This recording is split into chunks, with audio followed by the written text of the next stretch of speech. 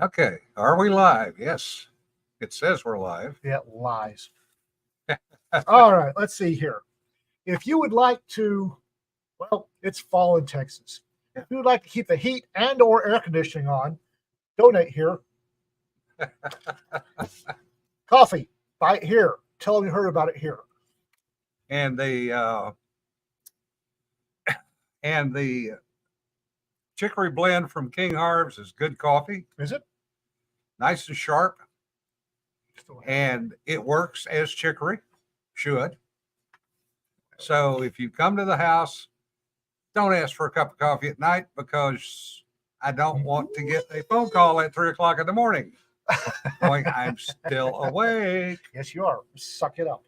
And if you're wondering about the lead-in graphic today, yes, that's my old station of P3 because that's what I feel like when I try to get this friggin' StreamYard to work. It's like, what button do I push to make the funny lines do things? John had just walked into the this half of the blanket fort, flinched, and walked back out. Apparently my shirt's a little bright. Yes. Anyway. Warnicker, will you? We do have a guest today. Rob Howell has been good enough to join us via StreamYard. Yay. To talk about his new book, and we also want to talk about writing. So, a little bright. Yeah, it's a little bright. It's a little bright. I have to. Yeah, AJ, that's yeah. At least your 311 valves never changed, unlike the equipment I had to work with. This is camouflage. This is a camouflage shirt.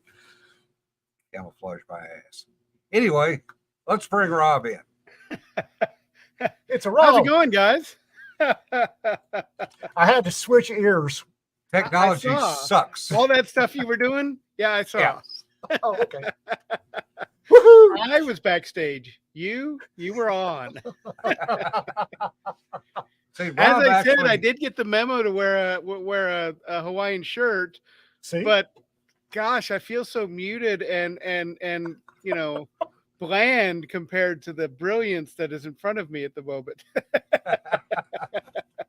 if you got it, flaunt it. And you got something, that's for sure. We're just not going to say what. Thanks for having me on, guys. I'm excited to be here. Thanks for being here. Yeah. Rob and I have been on a number of panels talking about media of various kinds. Rob's always been the good example, and I've always been the bad example. So, In so many things.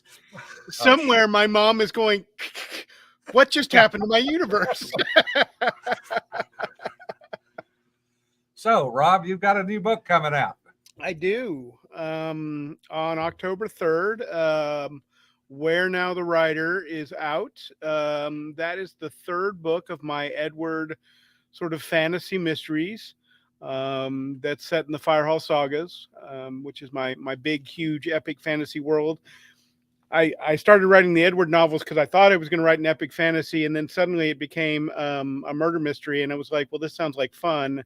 I happened to be rereading Raymond Chandler and Robert B. Parker Spencer series when I was writing my first novel, and that's what came out. And I said, well, that sounds like fun. So I wrote one and a second, and then now the third. And actually, I literally just sent just before, while I was backstage waiting here, I sent Zach Ritz the copy for book 4 of Edward, which is coming out November 7th. That one is entitled Farewell, My Ugly, which again, there's my Raymond Chandler reference. It sounds vaguely noir-ish, Rob. It is. There's a lot of noir in it. There's a lot of that pulp stuff from Chandler and from Dashiell Hammett, and I love that stuff, and I've loved it for years. So I'm not displeased at all that I didn't get that epic fantasy on that first set. I got something that fit me better. So, yeah. In other words, what you're saying is your muse took a left turn in Albuquerque. Pretty much. You wouldn't happen to have a short story set in that noir world, would you, Rob? I do. I have more than a few, but the one you may be referring to is probably the one that's in No Game for Knights, which was Larry Correia and Casey Yep, Azell's anthology of Noir stories in all sorts of speculative fiction. Yes, the one I have in there is called The Incomparable Treasure, and it's got Edward and his femme fatale, or one of his femme fatales. He has to deal with several. Ah, so he has a harem too. I hate it when that happens. Not so much a harem. He's just got some very dangerous women in his life. Don't we all? Yeah, I was gonna say. John let's is not standing go right there. there, isn't she? John has got a sewing needle pointed at your skulls right now, doesn't she? Yeah. We need to talk later, Rob. I have noir anthologies coming out. We need to talk. We do. I would love to write a bunch more in that. Like I said, I got 4 novels with Edward, probably 5 short stories set around him. One of the femme fatales, probably the character that people will seem to like the most. Speaking of Left Turn at Albuquerque, when I was writing the first novel, here's another left turn. I was writing a scene where he was interviewing one of the crime lords in the town, and he's trying to figure out who kidnapped this girl from the bar that he's staying at. And he's interviewing this crime lord, and the only reason I had him interview that, why I went into that scene, was because he had interviewed the other major crime lord in the city, and if he didn't at least try to interview this other one, the readers would go, why not? At least I would have. I mean, why didn't he at least try? And so he goes into it, and this crime lord, her name's Katerina. She runs all the drugs and prostitution, and she is really evil and chaotic. I mean, she puts the chaotic in chaotic evil and the evil in chaotic evil too. She gets all of it. And she they're having this conversation, and my fingers type, wait, she wasn't kidnapped. You killed her on the road and took her place. And then you faked the kidnapping. And the story went from a whodunit, or from a whodunit to a whodunit. To a whodunit. Yeah. And quickness. And that was so much more fun, so much more of a stronger story. I know, I mean, intellectually, I know I was the one who created it. My fingers typed that from somewhere, but I have no idea where it came from. Like, I had no concept that was ever going to come out. The whole story changed when my fingers typed that, and I looked at the screen and I went, that's better than anything I ever thought of. And so Katerina has become a major character because she is crazy and she is chaotic and she is all of these things. But if you're chaotic, that means sometimes you do the right thing because it suits your needs, because you don't care if it's the right thing or the wrong thing. You do whatever suits your needs. Yep. And she has been his foil, one of his femme fatales. He's never slept with her, and he's not going to. He's not quite that dumb. But she is one of the worst characters. Like she slays a ton of people over the arc of her career, and yet in one of the short stories, she saves his life. Chaotic. Yeah. I love that character. So she's back. She'll be back. There's more stories coming from all of those people. I really like them. So got to hear what they're doing. Yeah. Well, that's the fun, and I use that term loosely, fun part. When the muse takes you down an alley that you totally didn't expect, then you're sitting there going, huh? What? Wait a minute. That was not what I was writing. John is all sorts of amused by the fact I was working. I had my main work in progress and one off the side that when I got, clogged up the first one, I go right on the second one. And she was all sorts of amused when the bad guy, the first one, decided you want to be the bad guy. The second one didn't want to be the first one. I don't see amusement. I see, well, that's a good technique, honestly. I mean, I get why John is amused about it. But I had an entire story arc. He was kind of necessary to the the novel. He said, "Fuck this! I'm going to the other story." I said, son of a bitch, and I had to redo the whole thing. Well, that part's amusing. Still waiting. The part where other people have bad things happen to them, that part's amusing. But Oh, Yeah. Yeah. but I do like the technique. China. I do like the technique, and Asimov used to do this quite a bit of having multiple projects at once, because Oh, you yeah. do get the stopping points. You do get to a point where your brain goes, "Nope, I'm done with this one." Yeah. But maybe I can do something over on this other thing or whatever. So Well, Yeah, I'm running into that right now because I'm supposed to be working on my next Western, and I've got 5,000 words on another science fiction. and the When do we get problems it? we have. when do we get it? I'm working on it. The problems we have. Oh, you mean that one that you were convinced and were telling me over and over was a short story? Yeah, well, it's not. That'll be 5,000 words. Sure. I'm like, no, it's not. It's a novella. So, Don't ever. Hi, Jonna. no, I mean, it's not- Rob says hi. Who says hi? Rob says hi. Hi, Rob. Hi, Rob. Like his new office. Yeah. And he has his fancy, big, huge building Yeah. in nowhere, Kansas. So, But it's closer to you guys. It Yeah. is No, there closer we to go. you guys. There we go. Speaking of which, Rob, how has the move gone? Are you finally there? No. Yeah. I mean, we're okay. So the move is fine. All of our stuff is here. All of our stuff is mostly in the room that it's probably going to end up in. Yes. I have no idea what that's like. 15 minutes before the show, I was helping stack pews on top of each other and then screwing them together. We got 14 pews as part of this. This was an old mortuary and it had a chapel area. It had Right. 14 pews, and the pews are structured so that you can stack them on each other.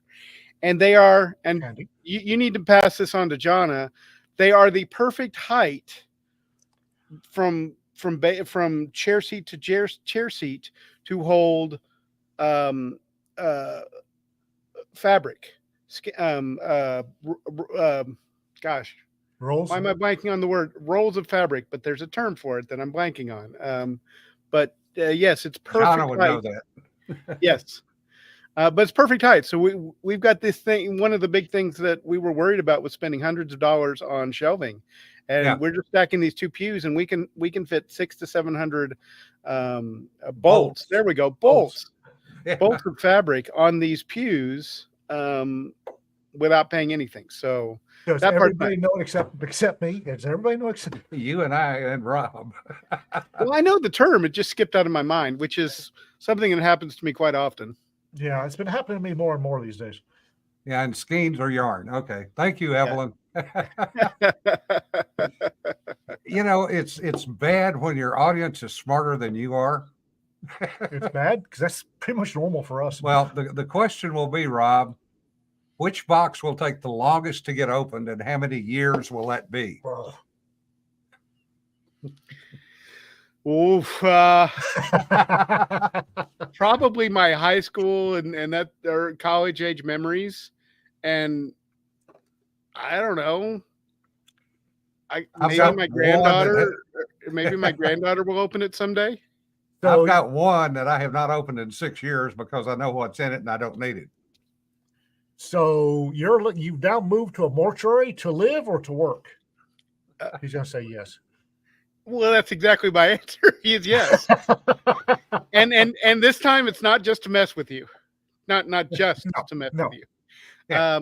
No, seriously, the place we bought is 2 storefronts with an apartment upstairs, Oh, I love those.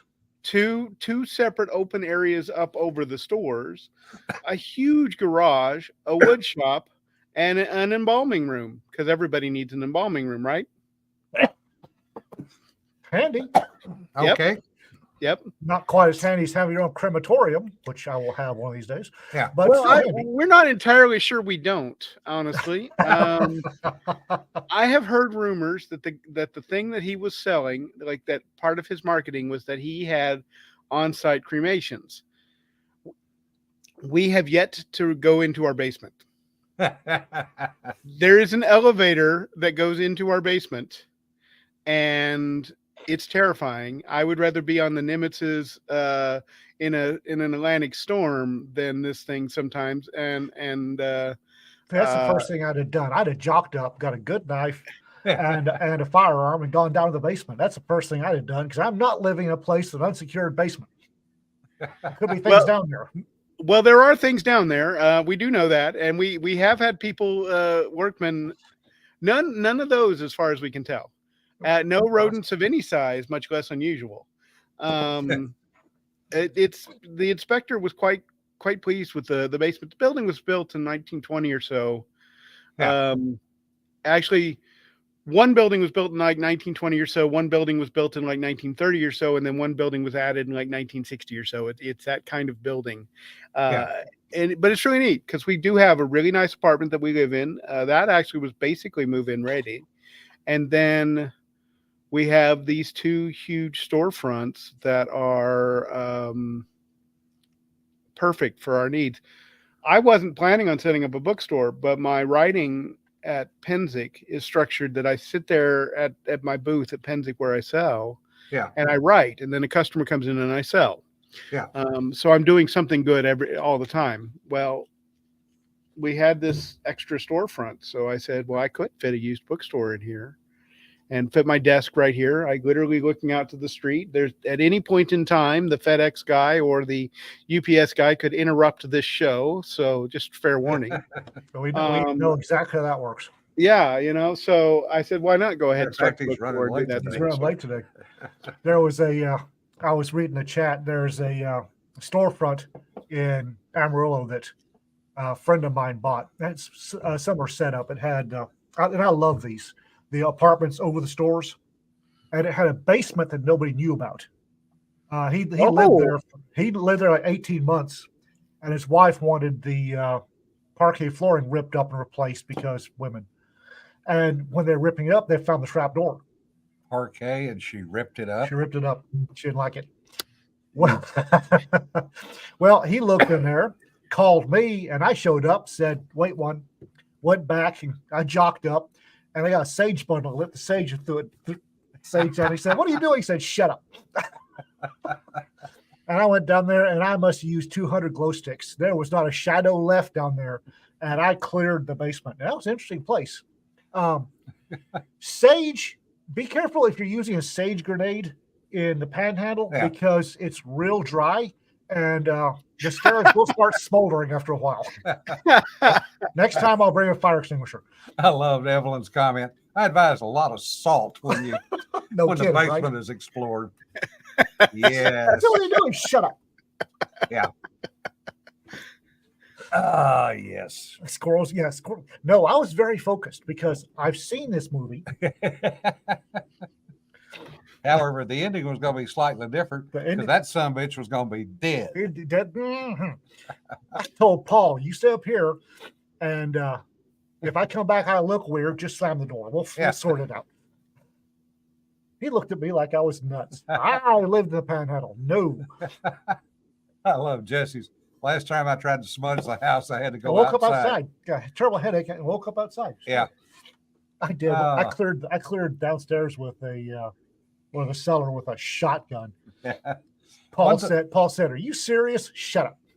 Rob, one thing I do like about your Edward character is the fact you have him sleeping over bars, because it makes a hell of a lot easier to stagger up the stairs than it does try to drive somewhere. You don't get a PI. You don't get a PI staggering up stairs. Well, he has a time or two. I will tell you that is one benefit to moving to Anthony. It's not exactly staggering upstairs, but there's actually a really good bar a block and a half away that has already got beer that they started with beer I like. They got one of my favorites in special for me, and they have good food. So trivia night on Wednesday, come on by. Yeah. Are you in a small town? Yeah, 2100. Aren't those great? Yeah. So about 2 months ago, I had a bunch of errands to run. So my day started like this. I walked out of my house, went over to the car guy, dropped off keys so he could take a look at the trailer I just bought. went over and paid the utilities at City Hall, went up to the post office, and then went to City Hall or went to the county courthouse to get a title for the trailer, and then went to the grocery store and then got coffee for the wife on the way back. Man, that was a long half mile. Yeah. Small towns. And Padre has heard from. I don't Yeah. smudge my place. I use holy water if I use anything. Last time I tried to get holy water, the priest hissed at me, which I think is bad. And two, the panhandle is filled with Indian graveyards. I'm not sure Indian graveyards respond to holy water. They do respond to a good saging. True. And Well, thermite. I And think thermite. this is a perfect place for one of Chris Kennedy's axioms: embrace the power of and. Yes. Yeah, right. Yeah. Anybody that's been in the military has heard that one. And the other one they've heard is Semper Gumby. improvise, adapt, and And overcome. Yeah. Improvise, adapt, and overcome. So Well, actually- Wally should know. I know Hillsborough pretty well. I've been through it quite a bit. He said his wife went to college in Tabor, and David is from 1,600 people in his town. Yeah. That's right there. I think we've got 9,000 here. 6,000. 6,000? Yeah. All Park, 6,000. I do love small towns. And Yeah. where aren't you guys in Wichita Falls? No. No, we are 13 miles west of Wichita on 287. We're in tiny West- town. West of Wichita Falls. Yes. Okay, because you said west of Wichita, and I'm like, no, Wichita's north of me. I'm an hour from Wichita. Down here, there's only one Wichita, and it's just down the road. Yeah. So down there, you're wrong. We know. We know. I grew Yeah, up in you're- Wichita, so coming back here to Anthony, where it's an hour home to see my folks, and Wichita's got so many things I really like. That was a feature too. Anthony is sort of close enough to Wichita. I get to do everything. Still got the small town, close enough to the parents and friends, Mhm. and yet, if mom's going to come down, I'm going to get some warning. Like, Yeah. we can, like put some dishes away or do something because moms are going to mom. Yeah. Right. Hide the things in Donna. the bedroom. Yeah. There's actually a office building here in Owl Park that if I had the money and if they were selling, I'd buy it. It's storefronts with the over. Actually, I love those things. But Well, you're we've talking been about looking it. one. We've been looking for one for a while, and this. We keep getting asked, well, why'd you move to Anthony? And we literally say it was the building coming up, and they had a price on it that was too high for us, but we said we could pay this much, and they were like, oh my God, somebody's actually bidding on it, and we said we had to do it one way or another to do the financing, and the bank was like, oh my God, we got somebody bidding on it, and so everything fell into place. Yeah. We were destined to move here. Well, I followed your travails on your blog, and I was amazed at how well everything fell together for y'all. It was literally that we're gonna offer them a low ball bid. They'll say no, but what the heck, right? Right. And And then they took it. no. And then we went to the bank and we said, I don't know if you know what a bridge loan is. A lot of people Yeah. don't. I didn't until about 10 years ago. They never do those these days. They never do bridge loans. This bank was like, we could do a bridge loan. Yeah. Small towns. Yep. We were like, we need about 50,000 extra so we can, do the move, pay for the move and get the things fixed so we can sell and the bank's like, okay. Buy a security team to sweep the basement. Yeah. It was just one of those things where everything went, as you say, fell into place. Fantastic. Outstanding. Now to get back to your Edward stories, though, the first time I read that and he was sleeping over the bar, I died laughing because when I was out in California in the 90s working for the Navy, I actually lived next door to the Hotel California in Fullerton. And literally all I had to do was stagger across the parking lot. Yeah. And that is a feature. Yes. Yeah. I will never forget the night that California had come out with the new smoking laws. You couldn't smoke in bar and restaurants. That's so silly. We were sitting in the bar smoking cigars. And this woman came in and went in a high hover at us. Don't you know that's been outlawed? Officially today, you can't smoke. I'm going to call law enforcement. And the chief of police looked at her and said, I'm already here. Yeah, perfect. Perfect. So, what are your writing plans for future, Rob? Well, the next Books. collection, Yeah. the next thing for Edward, in fact, and also that universe is I've got, as I say, a bunch of short stories in that universe and a bunch of sort of random historical things like some lineages that I've created along the way and some poetry that I've written that was stuff in world, right? That was just sort of like I would do this fun thing. So I would have something the characters could talk about, or I could have a snippet from or whatever. Nothing terribly important, but I'm collecting all of that stuff, and in December I will be publishing that as a collection of everything, so that will come out. The title of that will be the Rurik Saga, and then starting in January I've got 4 of that universe that needs to be re-edited and repolished. Again, a lot of this is I'm reproducing these because I'm now over 1 million words published and several million words edited. I'm better than I was, and so I'm re-editing those and re-releasing those. Starting, I've been doing it about once every 5 weeks. And that's the way it's been going. But Farewell My Ugly is an actual new one, and then hopefully by the time I've gotten through all the 4 that I've got in the other series set in this world, book 5 in that one will be ready to go, so it will fall into that. So book 5 in that now that's the epic fantasy series I thought I was going to write. What got you started on epic fantasy? Tolkien. Okay. I read Tolkien when I was Peace be upon him. 8 or 9 is when I got into the Lord of the Rings, and I geeked out on that like any 8 or 9-year-old really can. Just totally focused on it. That was In that fact, was kind of weird. I'm sorry. Go ahead. I'm guessing you read the Lord of the Rings first, I read The Hobbit first, but that was at like 5. and I couldn't. When I read it, I did about the same. I read The Hobbit. I was at 5 or 6. I couldn't stand The Hobbit.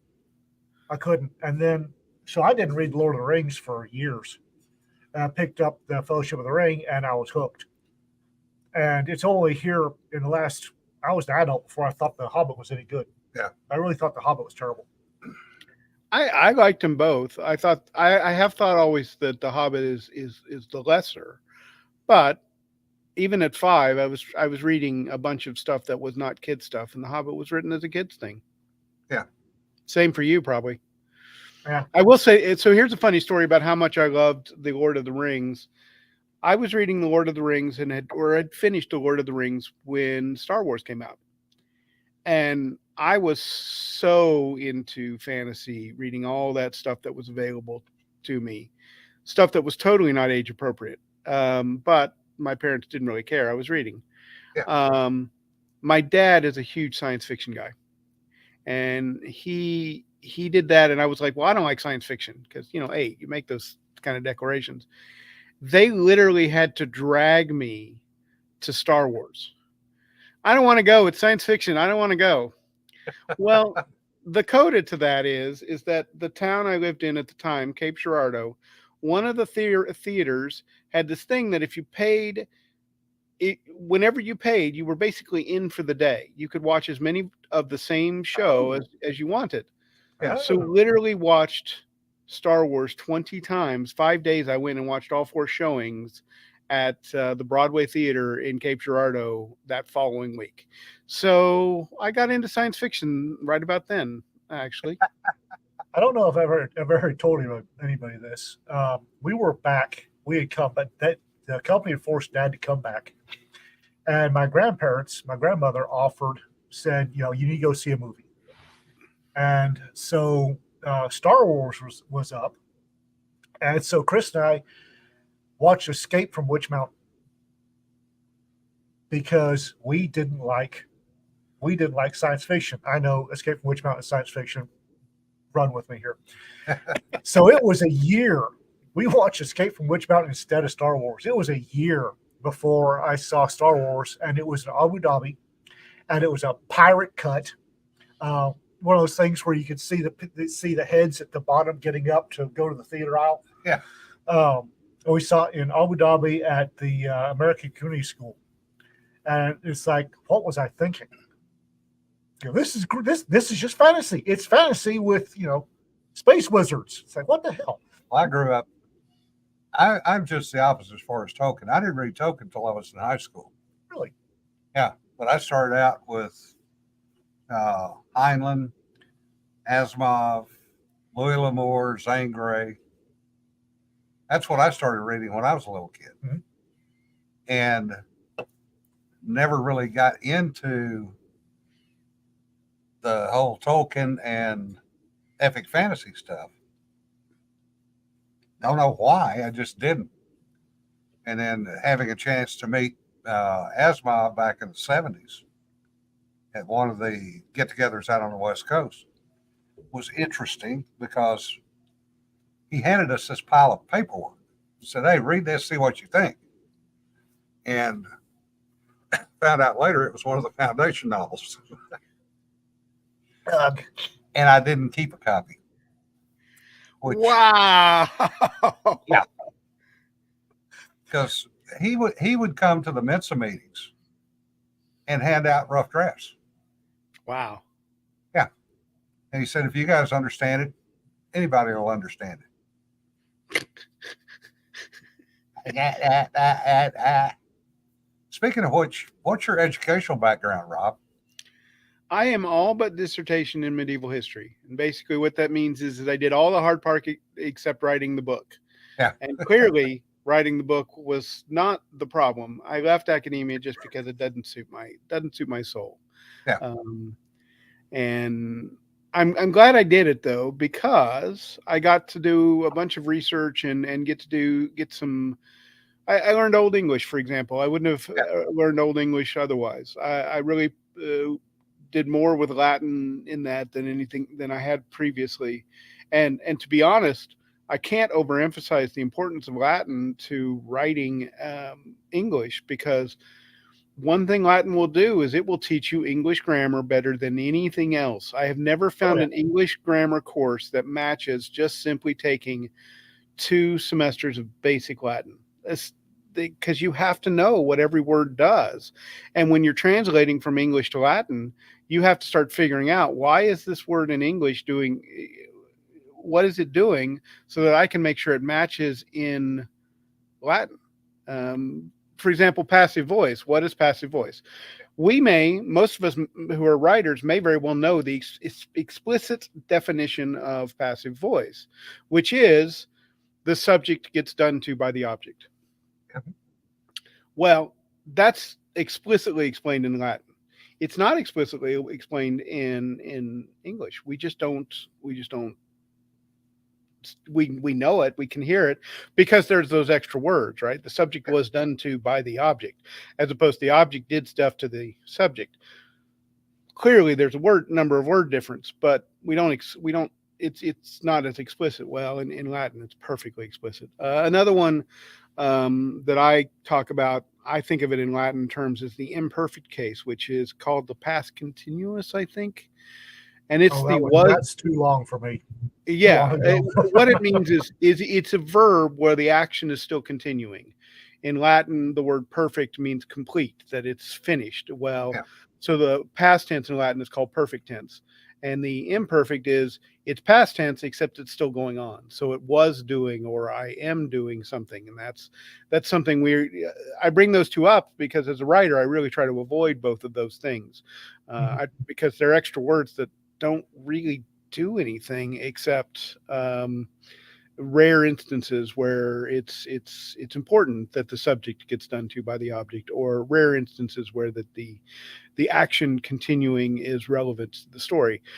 When I write, and these are problems that I see in my writing. When I write, I'm constantly in my first draft putting those constructs in there because that's just how it's coming out of my brain.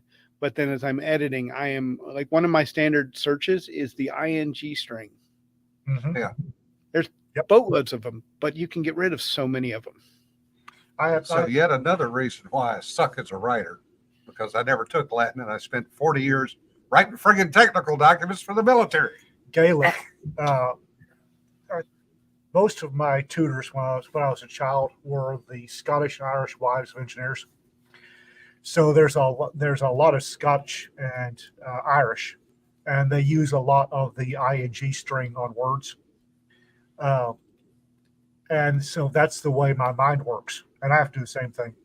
I have to, when I edit, first thing I do is start taking out some of the squirrelier tenses because there Well- are.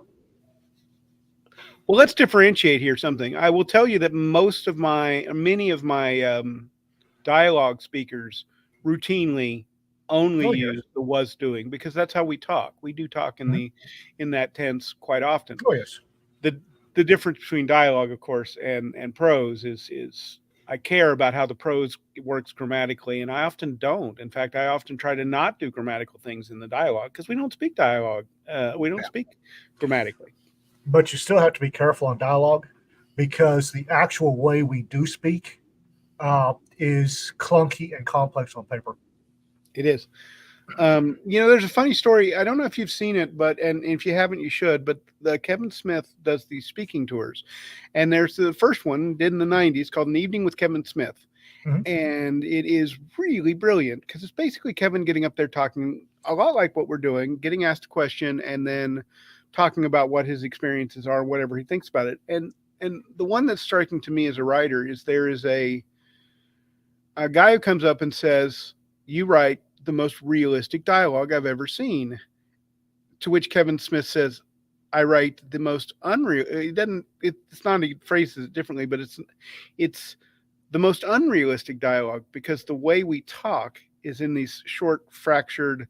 We don't do complete sentences. We have all these things like uhs and the ahs and the things that get in the way of it as we so and well and all these things we put into it.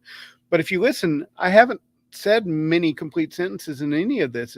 But I am getting to the point and then skipping to the next one.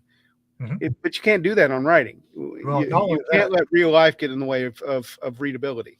Not only that, but actual conversation is, if I can remember the stats, is 80% body language. Yeah. And then I think 15% of it is the actual words. Inflection and body language is actually the majority of how humans communicate in spoken speech.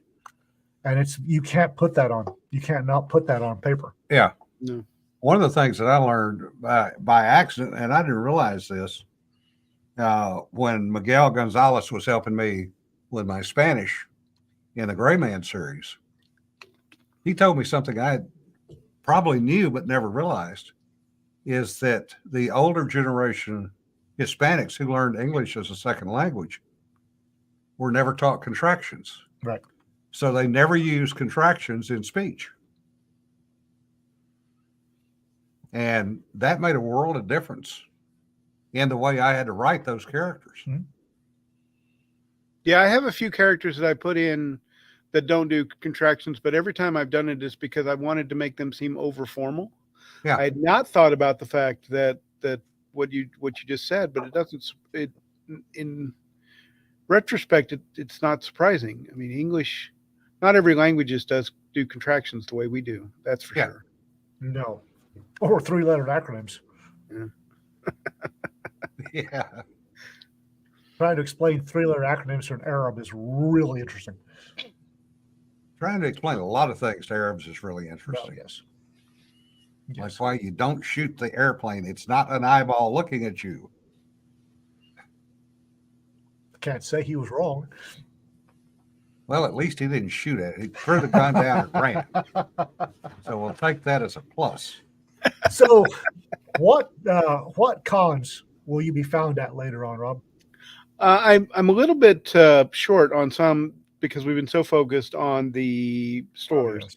I really wanted to be at Pecan. I really hope that went well. I heard great things about it, and I intend to go, especially since we're closer now. I live in South Kansas, as opposed to northeastern Kansas. But I'll be at 20 Books 50K. Jonna and I had a great time hanging out at 20 Books 50K there last year. I hope to see her there. Hope to see all of you there. Then, if I can swing the time, I would like to go back to Chattacon. I really enjoyed Chattacon. I haven't even looked that far ahead. In March, there's Planet Comic-Con, but that, of course, that's not a con the same way I think what you're thinking. Right. Fantasy and LibertyCon are musts. I don't know. Some of it, of course, is how well the store's going, and how much Right. money we have. And of course, if the bookstore side is going really well, I may not want to go because if I'm being productive and I'm getting an extra $200 a day that Lunch sort of date, coming Rob. out. At 20 books, definitely. Oh, excellent! Yay! We had so much fun. We didn't talk about books at all. He said, "Yay!" We did. We sat in the mediocre food court at the base of the. Well, I mean, it was one of those. It has the Sbarros and the Subway, and Yeah. it has all those. Oh, I miss Sbarro's. I Yeah. miss Sbarro's. And we just talked about this and that. It was a great time. Yeah.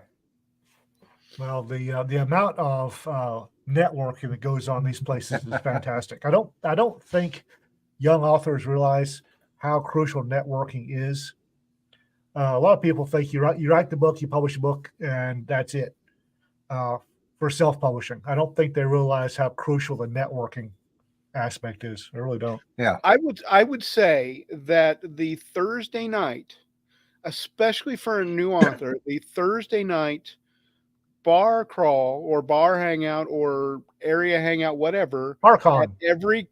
BarCon at every convention is probably more important to getting new contracts and new opportunities than anything else. Because we've been on, like Jim was talking about, we've been on panels. How much did we talk, you and I, at the panel itself? Hardly at all, because you get 5 minutes and mostly you're getting ready to, hey, how you doing? How's your day? And then not much more.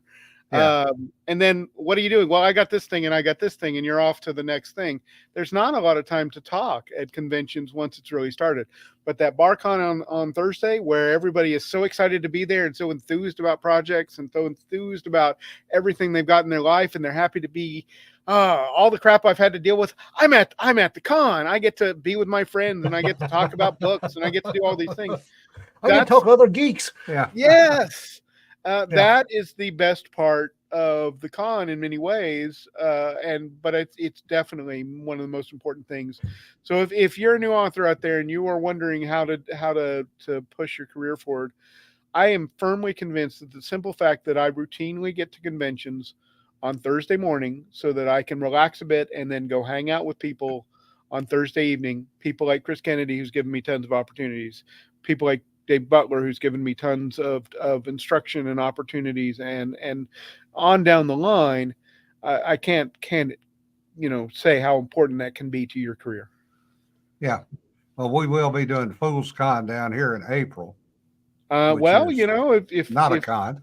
if I were invited, Well, I understand that's an invitation only. Working on it. Kidney shots, just right that kidney. Yes, you're invited. Bloody hell. Thank you. I have to go today and break the news to the hotel that no, we can't afford $18,000 for a weekend. Kidding. Wow. There's the new convention hotel opened up in Wichita Falls is a little proud of itself. Yeah, about that freaking much.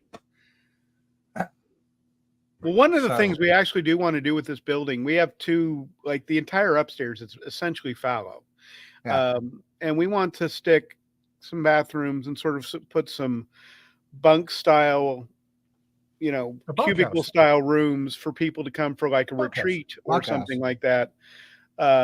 She wants to do quilting retreats, but of course writing retreats too. Yeah. And, just hang around and cook and write and drink and Yeah. You should bitch. probably I mean, you should probably get a hold of Courtney. She's looking at in the future doing some writing seminars. Yeah. well, we've got to get that area ready for. Oh, We have- when we have- I said we're doing 24 anthologies in 2024. Courtney's going to be a little bit busy. Yeah. Right. Yeah. We've got what we've done, and we've done some amazing stuff to this building. In fact, the last 2 weeks have been a huge step for us because one of the fascinating things about this building is the listing was so bad. Because, for example, there is an 18 by 55 room in this building, an open 18 foot by 1,000 square foot, That's essentially. an odd shape. 18 by 55, 20 by 50, basically, Yeah. whatever.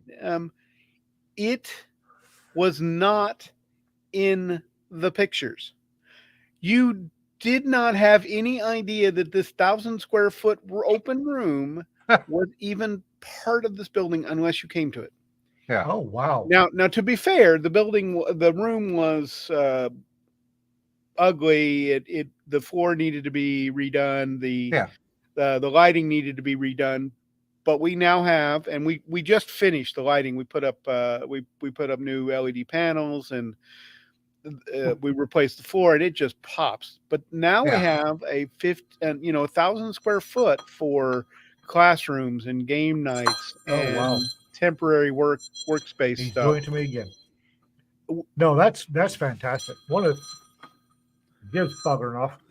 One of the things that we're really, as a press, we're really looking at doing is offering instruction, what they refer to as Baby Rider 101 or Rider 0.5, because a lot of instruction out there seems to be based on the assumption that the writer already knows a lot more than I did at the time. And it's like going straight to Algebra 2. So we're looking at doing a Baby Rider 101 type of thing, where you start from the very you don't know how to write. This is a computer type of deal. Which word processor should you use? I use Word because I started using Word when Word 2.0 came out in like 92 or something like that. I actually only use Word. I very specifically use Word 2010 because it does a grammatical thing. It hunts for passive voice, which is something you have to pay for at later versions. So Really? I go buy Office 2010 licenses for $70. You can still get them, and that's what I use for my Word because I know how to make it work. But some people would do much better with Scrivener, or some people do text, or I've actually heard people still use paper and like pencils to write. I've heard the same thing, and my speaking as a fountain pen addict, my hands cramp up at the very thought of writing 70,000 words of a fountain pen. Marco Cluse. Yeah. That's the way he does it. He writes his novel out longhand before he ever puts it in the computer. Now, I actually had to do half of a novel that way once. I did half of the second Edward novel, The Eyes of a Doll, while I was doing a cruise from Fort Lauderdale to San Diego Nice. through the Panama Canal. It was really neat. Nice. But my computer died. Oh, Why would you crap. do a cruise? They suck. Because my mom paid for it and wanted somebody to go with her. Yeah, okay. I guess that's an acceptable reason. And I got to see the Midway at the end of it. That was nice. There we go. I hadn't seen the Midway yet. If somebody else is paying for it, I'm there. Yeah, my dad Trust wasn't me, in your good health. perception of the Midway and my perception of the Midway are going to be slightly different. I see this awesome, beautiful thing. You're like, I I got had drunk there. At least I never I had to chip puked over paint. here. Yeah. Or probably more Yep. likely, I mopped that deck, and I mopped that deck, and I mopped that deck. Throw over the side there. I have to tell a funny story, not about the Midway, about the New Jersey. We got a kid in the squadron that had been a journalist in the Navy. and he had done a tour on the Midway. And one of his jobs was to go interview the crew because Midway, the New Jersey, had the oldest crew in the Navy. Average age on a Navy crew is 27 years old. The New Jersey was 47. Not so many gunners of used to those 16 inchers, are there? The Master Chief gunner's mate on the New Jersey was 67 years old. I am not going there. I'm going to leave that one to flop on the table. Because boy, howdy, could I run with that. Shut up. So this kid goes to interview the Master Gunner's mate. And in the part of the story, come to find out the Master's Gunner's mate had served on New Jersey in World War II. So he took him down to the bunk that he had slept in World War II, and his initials were still scratched in the bunk above it. Nice. And he said, and that's when I knew that these guys really knew this boat so much better than everybody expected because they'd lived on it for so many years. And that's the reason 1024 why Ian joined the Army, not the Navy. You could have walked ashore. I think Bubba's got you pegged, though, Jim. He said you don't like floating around on boats other people are driving. Yeah. Well, it's Mother Nature is inherently not friendly. And the ocean is trying to kill you every day. Reason 1025 why Ian did not join them. And yeah, what I don't want to do is be on a boat where less than 50 people run the entire boat and the other 1,000 crew are nothing more than stewards. That just scares the hell out of me. Well, not to mention, I have to say, I'm sure that those are as stable as ships as they could possibly be. But man, there's a lot of height to Right. Height ratio there. I just I don't like skyscrapers to begin with, and the floating skyscrapers are just making it that much worse. I've seen them on fire. I've seen them DIW in the middle of the ocean. We've dropped medication to them, which was interesting because then they had to retrieve it, which was even more interesting. No, just no. Well, Rob had a good time. And he wrote a book. There we go. Yeah, but I had to write it longhand. So yeah, I can't write very well. Like I can't write legibly and I can't write easily, and my hands cramp really quick. I have carpal tunnel issues because of ice cream. Huh? Okay, I'll bite. What? I was a soda jerk for 8 years. I have literally made over 1,000 milkshakes or 100,000 milkshakes in my life. That's not an exaggeration. And it's very hard to do this. And it's also very hard to actually hold things. Yeah. So writing is hard, but I didn't have anything else to do other than talk to people I didn't want to talk to. That's the part I didn't like to. Honestly, if I was on a cruise with y'all, that would be different. Yeah. Especially laughing at Jim for bitching the entire time about being on a cruise. That would be hilarious. Right? I would be up on the bridge going, where are we? What are we doing? I mean, What's the weather? I mean, first I'd have to search the entire vessel just to make myself happy. But you know, the vast majority of people on a cruise they're not. They're there to do something new. Yeah, they're there to gamble and they're there to do all the normal entertainments that are on a ship. And to be honest, I don't find any of those things very interesting. No, because the entertainment's usually second or third rate. The food is not that good. I mean, granted, it's better than Navy chow, unless you're on a submarine. Then you get steak and lobster. You know, honestly, I can think of a couple reasons. One, at least by the time you're out past the mile limit in your international waters, which could be handy. and two, you dock at countries that not with no extradition treaties with the U.S. Yeah. Cruise might not be so bad. So I think you just answered David's question. If we're all on a cruise together, how long before we hoisted the Jolly Roger? Well, the international limit, I think you just said. 3 miles, actually 12 miles. That 12-mile limit. Come here, Yep. Captain. People were joking back in the day about piracy cruises off Somalia.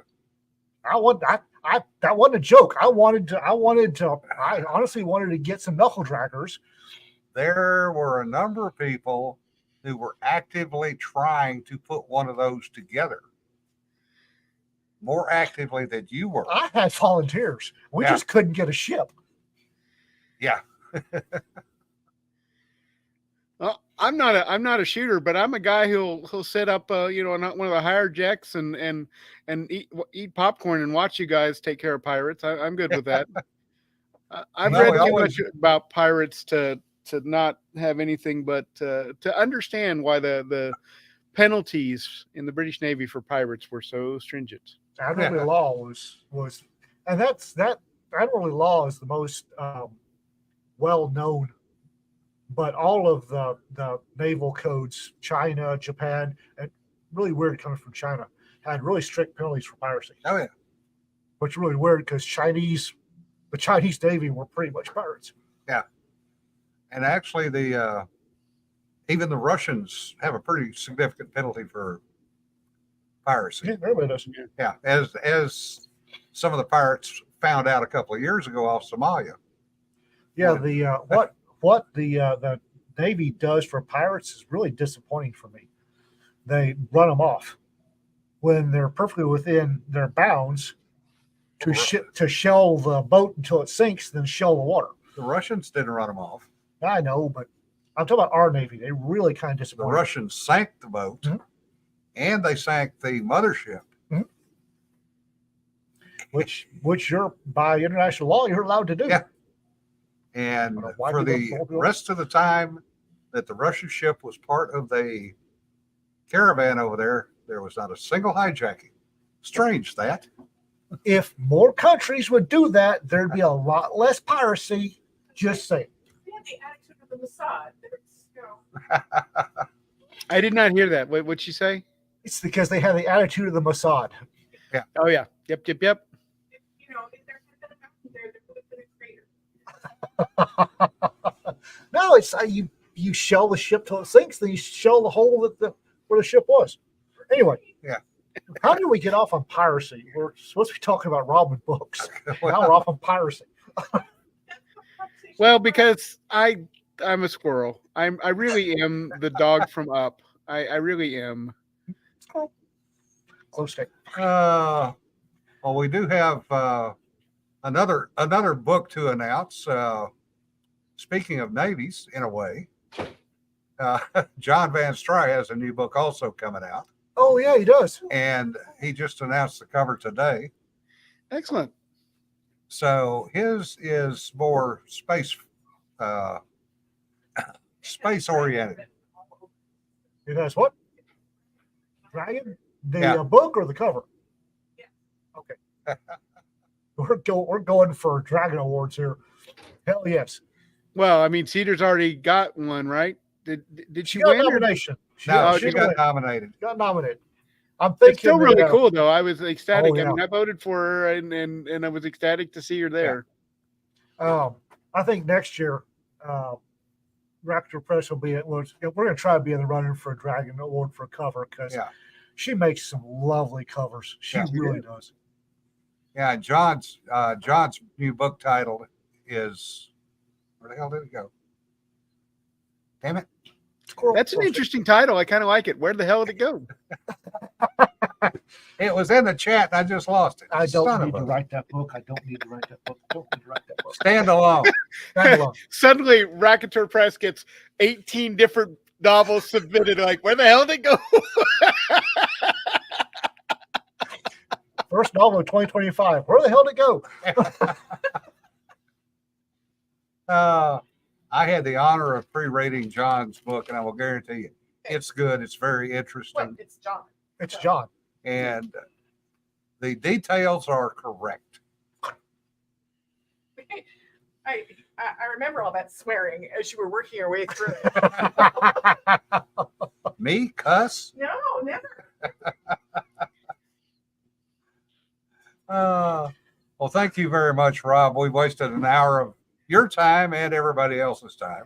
Well, I don't know that we wasted my time. I had a great time. I really appreciate you having me on. These things always go a lot faster than I think they do. Yeah. Um, I hope Rob- you'll have me on again. I really, like I say, I had a great time. we need to actually do this a little more often because we're kind of running out of things to do. Hey, And my rants get boring after a while.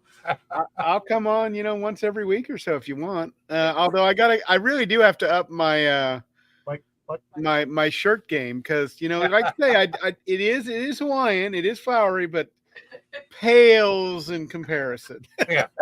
Apparently, I've just been informed by my production manager that we've got 4 books closing. 4 books closing at the end of the month. Cool. What? Pin Up Noir 2 is closing. What happened was Oh, what had happened was Maggie's 2 Moggy's in Space number 2 and Space Cowboys 404. and Space Cowboys 404, Cow Not Found. Okay. And I do want to get into some of those submissions you guys have planned for 2024, just with the move and getting. Yeah. I looked it up today because I put it in the back of the book for my author's notes.